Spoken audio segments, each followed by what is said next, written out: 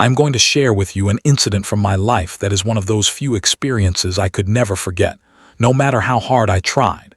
This goes back to the days when I used to deliver goods for a private company to various cities. I had a helper with me, much younger than me in age but quick at his work. His name was Bill. He was a good boy, a little timid by nature but loyal. And on long journeys, a person who does not abandon you even on exhausting routes is greatly valued. That day, we loaded goods from an area in the evening that had to be delivered to a warehouse market in the next city by morning. The goods were not very valuable, but delivering them on time was essential. There was a delay in loading. It took time. Then, as per their usual habit, the company people brought another receipt at the last minute, saying, "Take this too." So we lost the window during which we could have covered part of the journey in daylight. When we finally departed, the evening prayer had passed, and darkness had begun to spread across the sky. I thought to myself that if we maintained a good speed, we would cross the section with mountain curves around midnight, and then the rest of the journey would be relatively easier.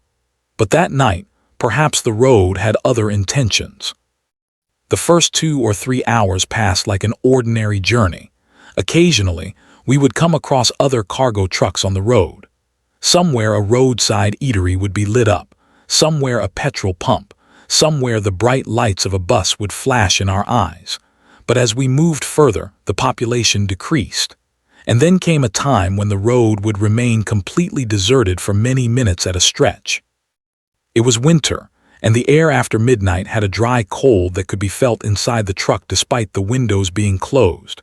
Bill chatted as usual in the beginning. Sometimes he would recount another driver's story, sometimes talk about home, sometimes name roadside eateries and ask where we should stop. But then slowly, he also began to fall silent. Silence on a journey is not unusual, but some silences are such that the tongue closes on its own. That night, the same condition began to develop inside the truck. The constant heavy sound of the engine, the darkness spreading outside the windows, the sudden flash of oncoming lights, and then again deep darkness. All of this together created an atmosphere in which the heart wished only for the road to end and the city to begin. It was around 12 or perhaps 12:30 at night when we stopped at a small roadside eatery.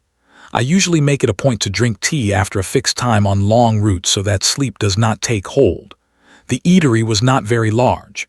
Just a few cots, a tin roof, a wooden stove at the back, and smoke rising in the yellow light of a bulb in front. 2 men were sitting there. One was probably a driver, the other a local. We ordered tea. When Bill got down, he said to me immediately, "Sir, it's very deserted here." I laughed and said, "If you fear desolation on the road, how will you earn a living?" But the truth is that the atmosphere of the eatery was indeed strange. There was no settlement visible nearby.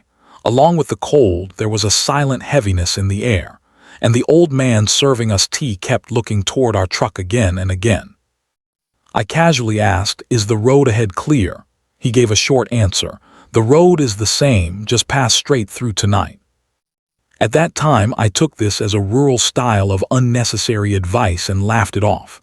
But Bill, as soon as he sat back in the truck, said, "Sir, what kind of thing was that to say?" I said, "People say such things to scare drivers. Don't take it to heart." But for some reason, that sentence remained somewhere in my heart. We set off again. The road was even more deserted than before. Now at some places, light patches of fog had also begun to form, which would glimmer for a moment in the headlight and then be left behind. Bill tried to stay awake for a while. Then he wrapped his shawl tightly around himself and half lay down. I was fully awake, but an unusual weight was coming over my heart. I had neither fatigue nor sleep. Just an unknown feeling that despite the road being completely fine, something was not right today. I tried to turn on the radio. The signal kept cutting out. Only crackling and broken voices came through. Finally, I turned it off. After some distance, I saw a board with the name of the next district. That meant we were going according to our plan. I increased the speed a little because by now everything was within normal limits. But just a few minutes later, I saw an unusual light far ahead on the road. At first, I thought it might be a big checkpoint or perhaps a toll plaza type of place, although I remembered that there was no such official point on this route. The light was not very bright, but the strange thing was that it seemed more hazy than it should have, as if someone had set up a small barrier. As we got closer, my speed automatically decreased. Now it became clear that there were indeed barriers placed in the middle of the road, red lights on both sides and 3 or 4 men in uniform standing. The uniforms looked exactly like police uniforms. Bill also sat up straight and began to look ahead. He said softly, "Sir, have we ever seen this checkpoint before?" I shook my head in denial and slowed the truck further. A man raised his hand, signaling us to stop. I pulled the truck to the side. The engine was running.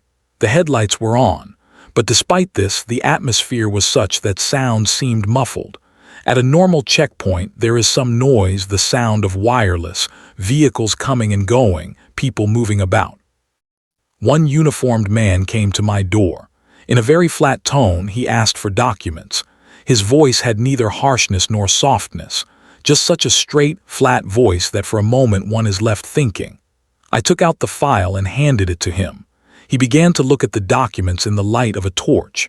Another man stood in front of the truck, and a third slowly went toward the back of the truck.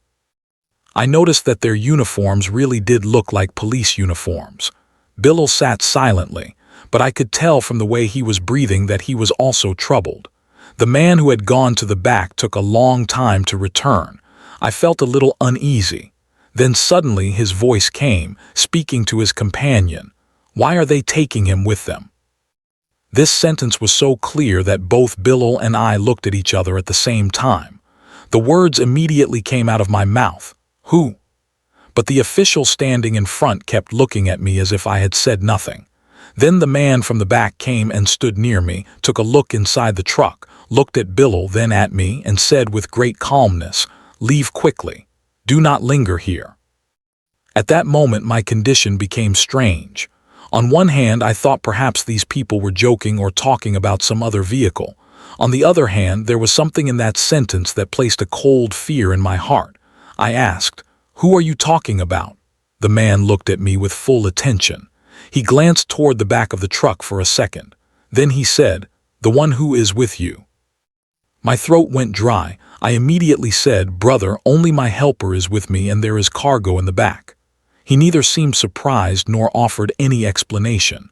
He just handed the file back to me and said, "I have said what I had to say. Move on." He said it so softly that perhaps no one else would have heard it, but I heard it clearly.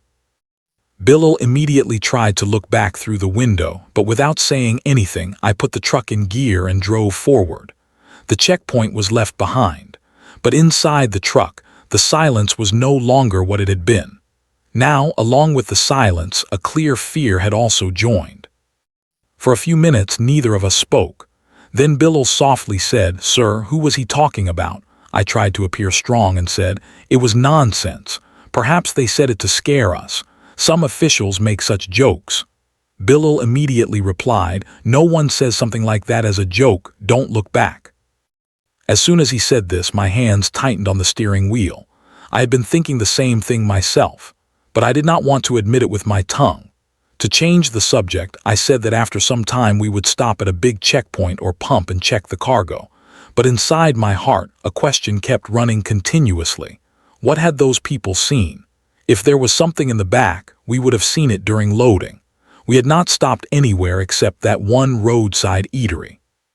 A few minutes after this conversation, the first strange thing happened. In my left side mirror, for a moment, I felt as if a dark shadow was moving just behind the truck's body, as if someone was running alongside the vehicle. I immediately looked in the mirror again. There was nothing. I told myself that it must have been due to the angle of the headlights, the fog, and motion, but my heart was not convinced. Bill was also now trying to look back repeatedly. Once or twice, he lowered the window slightly and peered outside. Then he sat back in silence. I said to him in a scolding tone, "Don't look back." But the truth was that I myself could not get rid of that thought. On a journey, a person's mind can sometimes be derailed by a single sentence, and then even ordinary things begin to revolve around that sentence. But here, the problem was that the ordinary things no longer felt ordinary. About 15 or 20 more minutes must have passed when we saw a properly lit place ahead. This time the light looked natural. From a distance I could see the blue light of a police vehicle, 2 or 3 trucks parked, and some activity. My heart got some relief. Finally, a real checkpoint. Here, the matter would become clear. I stopped the truck. As I got down, I realized that my legs were unusually tired, as if not just the last few minutes but several hours had passed under pressure. An officer asked for documents. I gave them. He looked at them in the usual manner. Then, I do not know why, I immediately told him, "There was a checkpoint ahead where your people stopped us, but they said a strange thing. They said we were taking someone with us." The officer lifted his eyes from the documents, looked at me and said, "Which checkpoint ahead?" I said, "About 15 or 20 minutes behind this there were barriers, 3 or 4 officials in uniform." The change that came over his face I remember to this day. First surprise, then seriousness. Then a silence that increased my heartbeat. He called another constable standing nearby and had him listen to my words again. Then he said, "There is no checkpoint before this on this route." I thought perhaps he was joking. I said, "No, sir. We just came from there. They also saw our documents." He said in a stern tone, "I have been posted here for 3 years. There is no checkpoint in between on this road, neither regular nor temporary." Hearing this, Bill, who had been standing next to me until now, grabbed my sleeve as if his support was suddenly slipping away. I insisted to the officer that he send someone with me to see the place, but he looked at me with strange seriousness and asked, "What else did they say to you?" Hesitatingly, I repeated the same words, that they said we were taking someone with us and to leave quickly. The officer remained silent for a few moments. Then he gestured to a constable behind him to check our truck. 2 constables went to the back with torches. They checked the seals, the body doors, near the tires underneath. I also went with them. Everything seemed fine. The seals were intact. The lock was secure. Nothing underneath. The constables said no problem was visible. I tried to convince myself that perhaps the first ones were fake, maybe a new tactic of robbers. But then the question remained, why did they not rob us? Why did they not stop us? And why did they say that sentence? The real police officer told us to drink tea there and advised us to stay for a while. I sensed that he did not want us to leave immediately. Perhaps something old had come to his mind that he was not putting into words. Tea arrived. Bill and I stood with cups in hand, but both our hands were trembling slightly. Then an elderly constable who had been listening from a distance came close to us and said softly, "Listen, 2 or 3 drivers have spoken of such things, but one thing has remained constant each time." I immediately asked, "What?" He said, "Every single one of them said that the men at the fake checkpoint asked, 'Why are you taking him with you?'" My breath seemed to stop for a moment. I asked, Who is that?" The old constable shook his head and said, "Whoever it is. If it does not show itself to you, do not go looking for it. Finish your journey and get out quickly." The officer gave him a sharp look as if signaling him not to speak too much. But whatever had to happen had already happened. Now the fear was no longer just our personal illusion. It had become part of an old tale. We stayed at the real checkpoint for a while. I wanted to wait until dawn before leaving, but the goods belonged to the company, and delivering them by morning was necessary. The officer told us that the next section was relatively safe. The highway was straight, and if there was any problem, we should stop at the next toll plaza or checkpoint. He also said, "Do not stop the vehicle unnecessarily on the way." Hearing this sentence reminded me of the old man at the roadside eatery. If you see an unnecessary light, do not stop there. Now these sentences were beginning to connect with each other, and my anxiety was increasing further. We sat back in the truck. The engine started. I recited the prayer for beginning a journey and the powerful verses of protection. Bill also began to recite with me. For a few moments, my heart felt stronger, But as soon as we moved past the real checkpoint, the same desolation began to spread on the road again. The only difference was that earlier we were on the road. Now we felt as if the road had entered inside us. For about 10 minutes, everything remained fine. Then Bill suddenly said in a very soft voice, "Sir, is there something in the back?" Without taking my eyes off the road, I asked, "What?"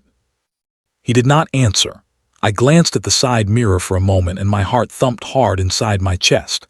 Near the back corner of the truck body, where usually only darkness and the outer line of the cargo are visible, a face-like shape appeared, or perhaps a faint impression of a face, exactly at the edge of the glass's outer view. So brief that if I had been alone, I would not have sworn by it. But Bill grabbed my arm at that very moment. His grip made it clear that he had also seen something. I immediately began reciting verses from the Quran in a loud voice. Bill also started reciting with me. A few moments later, when I looked in the mirror again, there was nothing there. But now, amidst the heavy sound of the engine, I also began to feel as if there was a very faint tapping sound coming from inside the truck body. At first, I thought it was the suspension or the effect of bumps in the road. But the sound had a rhythm. Bill also asked, "Sir, what is that sound coming from the back?" I said in a stern tone, "It must be the cargo. Do not talk, keep reciting."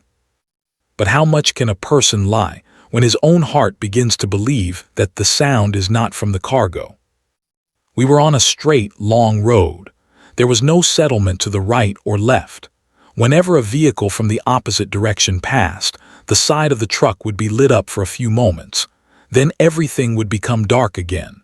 During these moments, I felt twice as if a shadow was moving on top of the truck body, but I could neither confirm it nor did I want to.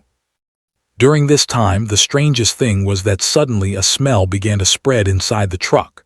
Not completely rotten, not completely damp. Rather, like wet dust that had been lying in a closed space for a long time, mixed with the rusty smell of iron.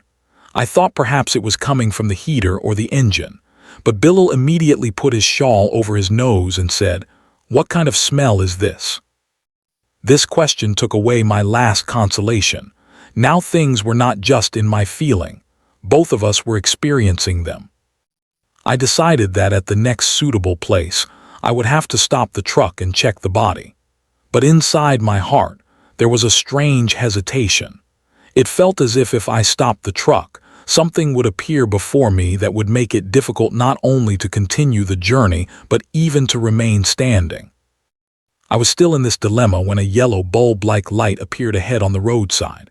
At first, my heart said that perhaps this was some place of help, but then I immediately remembered the old man's words, "Do not stop at unnecessary lights." I did not reduce my speed. As we got closer, a man was visible standing under the light, raising his hand in a gesture. He looked like a traveler, but at that moment, neither of us had the courage to stop for a stranger. I drove straight past. As soon as the truck passed in front of him, I looked in the right mirror for a moment. There was no one there. No man, no light, just darkness. I immediately looked away. Bill said nothing, but his silence was screaming that he had seen it too. Now both of us were in such a state that every passing minute felt very heavy. I was continuously reciting verses, sometimes aloud, sometimes in my heart. Bill would recite with me, then fall silent, then suddenly try to look back. The color of his face had by now completely drained. Suddenly he asked a question that shook me to my very soul. He said, "Sir, if they were not talking about something in the back, then..." He hesitated. I said, "What do you mean?" He softly said, "Those people at the fake checkpoint looked inside the cabin. First they looked at me, then they talked as if I was not the one they meant, as if there was someone else." His words flashed through my mind like lightning. Indeed, that man had first looked at Bill, then at me, then said that sentence. If he was not talking about Bill, then who? And if he was talking about something in the back of the truck, then why did he need to look inside the cabin? I began to recite the sacred blessings loudly to steady myself. Now I was beginning to feel that whatever those people were talking about was not just in the truck body. It could also be in the cabin with us, Or at least, they knew more about it than we did. The journey was still ahead, but mentally we had already entered a long darkness.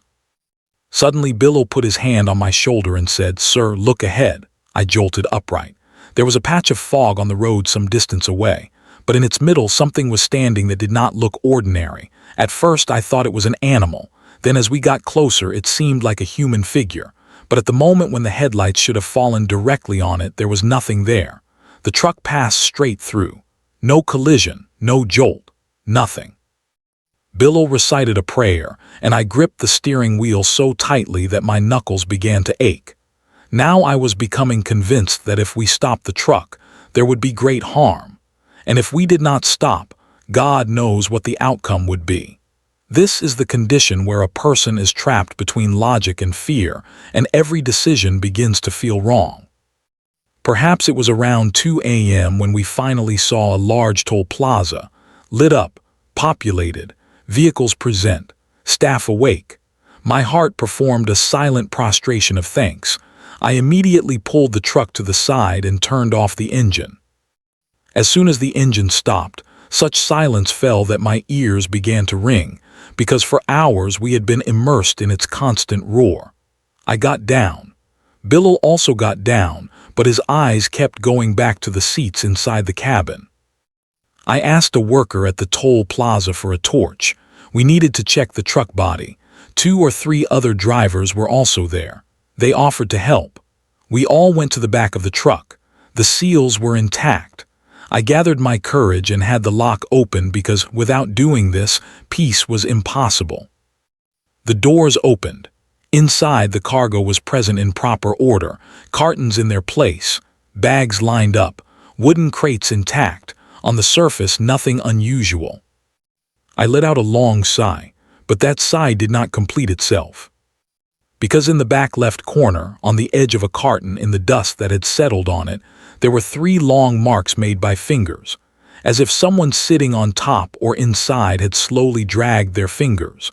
I touched the marks. The dust came off fresh. Billo saw the marks and immediately began reciting the powerful verses of protection.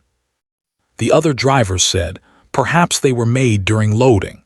But I knew that during loading, there was not that much dust settled on the goods.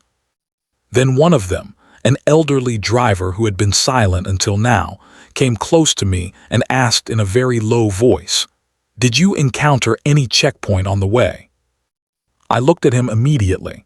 There was the same strange seriousness on his face that had been on the real police officer's face.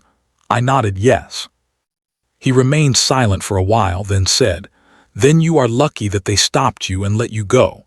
Not everyone gets a warning." I immediately asked him, "What do you mean?" But he did not speak openly. He only said that there is a very old incident famous on this route. Years ago, a truck had gone missing. Then it was found some distance away. The driver was alive but unconscious. The helper was never found. And after that night, many people claim to have seen a checkpoint that does not exist in any government record. I asked, "Are those people not police?" He answered, "Whatever they are, their job is perhaps not to catch, it is to warn." We quickly closed the cargo again, applied the seals, recited prayers, and resolved that now we would go straight to the destination without stopping. When a faint whiteness began to appear at the edge of the sky, I felt as if the stone on my chest had lightened a little. We were approaching the city. By the time we reached the warehouse and unloaded the goods, everything seemed normal on the surface. The documents were signed. The receipt was given, and no one could have guessed what had happened inside our night. But the real thing was yet to come. After the goods were unloaded, I habitually checked the empty body once more. Inside, there were only wooden planks, an empty floor, and a few dust marks. But in a corner on the right side, where the cargo had been placed, there was a mark in the dust that made my hair stand on end. It was like a half-formed footprint, but longer and thinner than a human foot, as if something damp had put weight on the floor and then disappeared before the full footprint could form. I called Billo. As soon as he saw it, he looked away and said, "Sir, I need to go home. I will not sit in this truck again today." I said nothing to him at that moment. because the truth is that I myself did not want to stand inside that empty truck for a moment longer. But the biggest shock of this whole night came to me the next day. When I was submitting the return documents at the company office, the clerk placed a receipt in front of me and said, "Why did you not sign the last register before departing last night?" I said I signed all the documents. He opened the register. Under the entry for our departure in another column, a name was written, driver me, helper Billal, but a third column was also not empty. That column was usually not used, perhaps for additional staff. In very faint ink, someone had written something. The words were not completely clear, but they were clear enough to make the heart tremble. It said, "One passenger."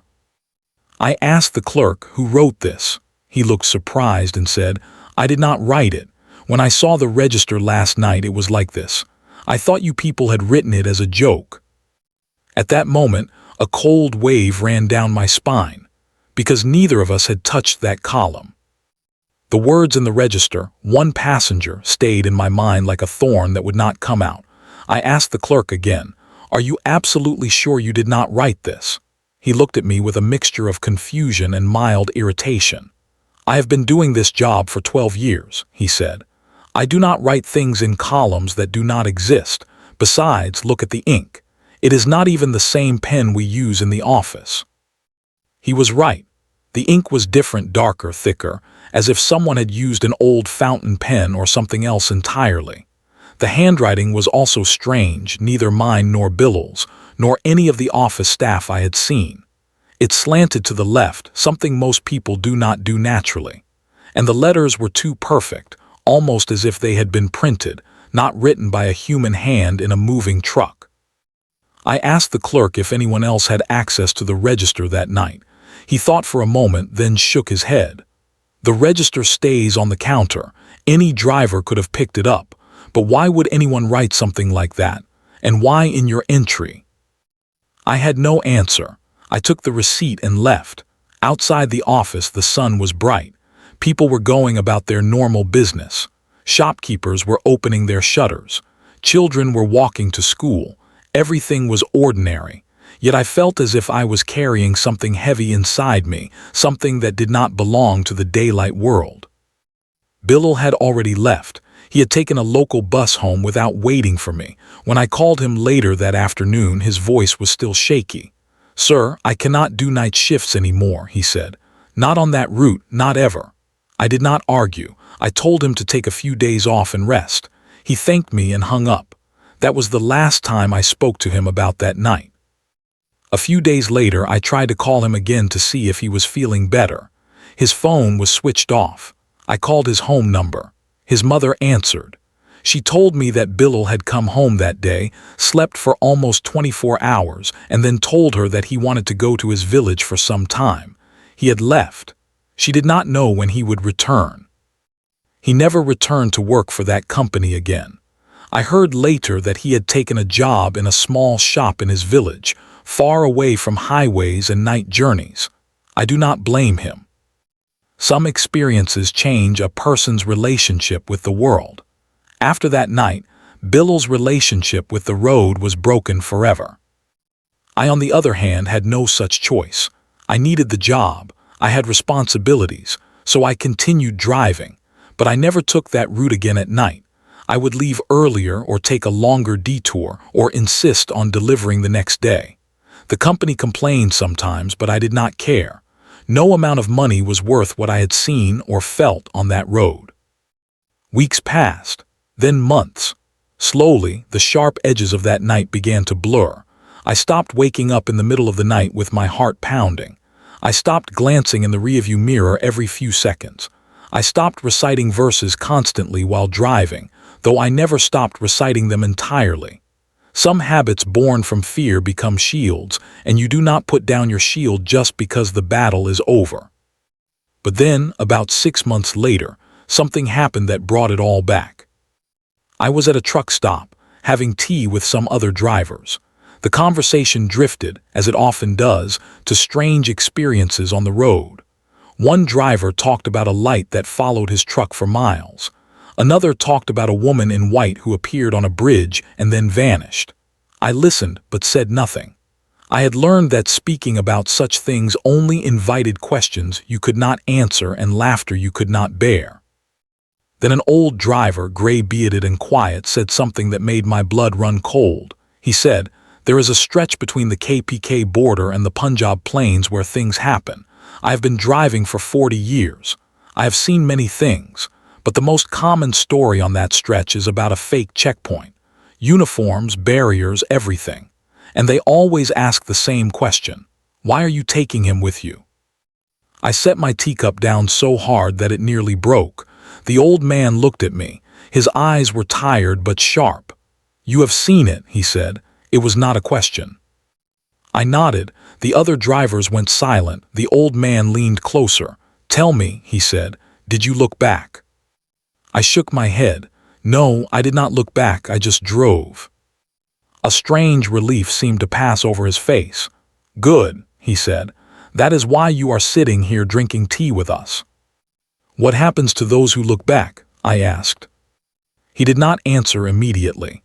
He took a slow sip of his tea, then set the cup down. "You know about the truck that went missing years ago? The driver found alive, the helper never found." "I have heard of it," I said. "That driver," the old man said, "looked back. He told the rescuers that he saw something in the mirror, something that should not have been there. After that, he never spoke again. He just sat in his chair, staring at nothing until he died a few years later. His body was fine. His mind was gone." The silence around us was absolute. Even the sound of other trucks seemed to fade away. The old man continued, "There are things on these roads that do not follow our rules. They appear when they want, to whom they want. Sometimes they warn, sometimes they take. The fake checkpoint is a warning. It means you have been noticed. It means something has attached itself to your vehicle. The question they ask, why are you taking him with you? That is not for you. That is for the thing that is with you.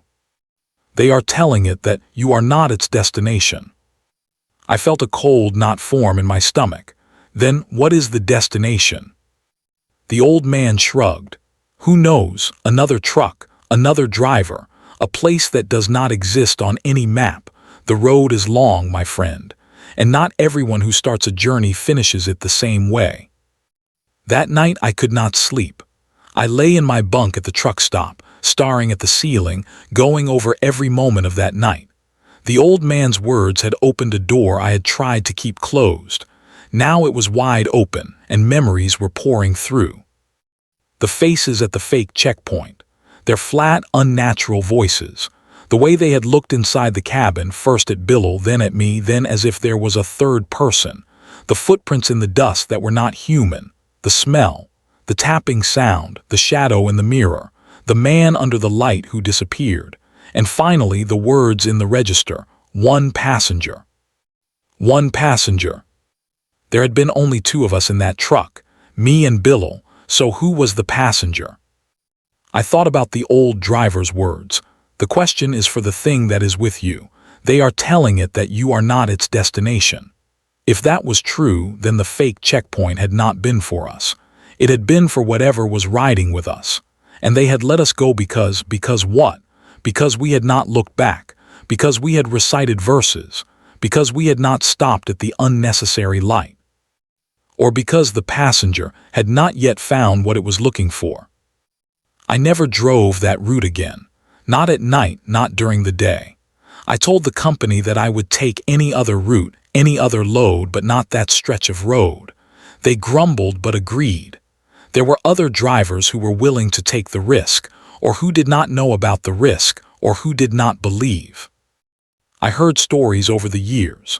A driver who stopped at an unnecessary light and was found wandering on the road 3 days later, unable to say where he had been or what had happened to his helper. A truck that arrived at its destination with the driver unconscious in the cabin and the cargo bay empty, even though the seals were intact. A helper who jumped out of a moving truck in the middle of the night, screaming about a face in the mirror, and was never seen again. Each story was different, but they all had the same elements: the road, the night, the fog or the darkness, and the feeling that something was riding with them that had not been there when they started. I told myself that I was lucky.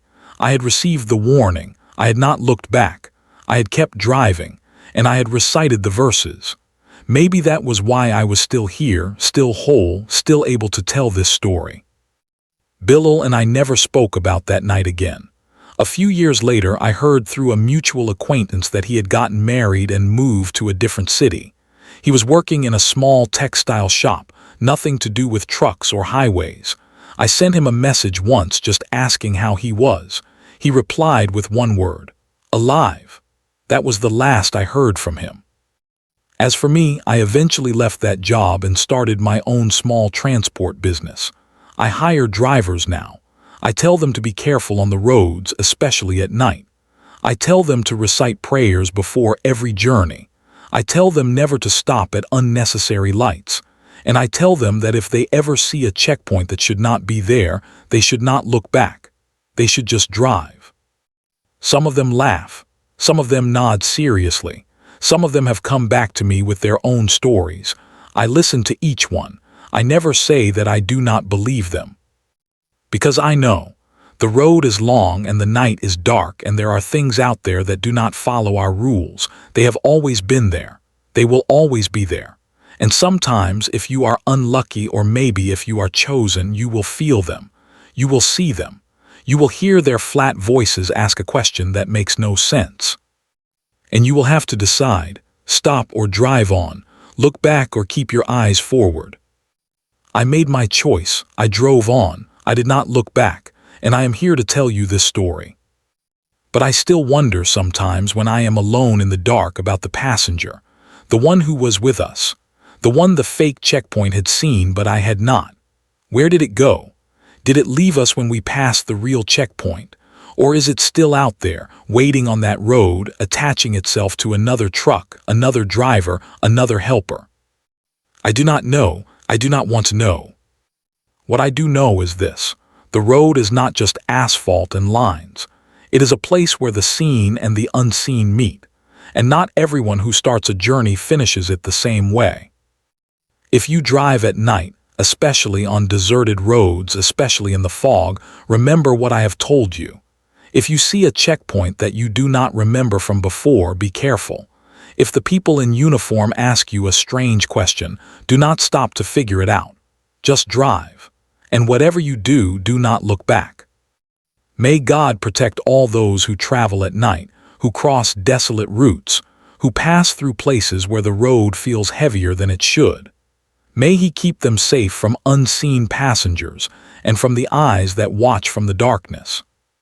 Amen. If you liked this story, please like the video and leave a kind comment. Subscribe to the channel so that every new and terrifying story can reach you first. Share this with someone who travels at night. It might save them. We will meet again, God willing, with another story. Until then, keep your prayers close and your eyes on the road, and never ever look back.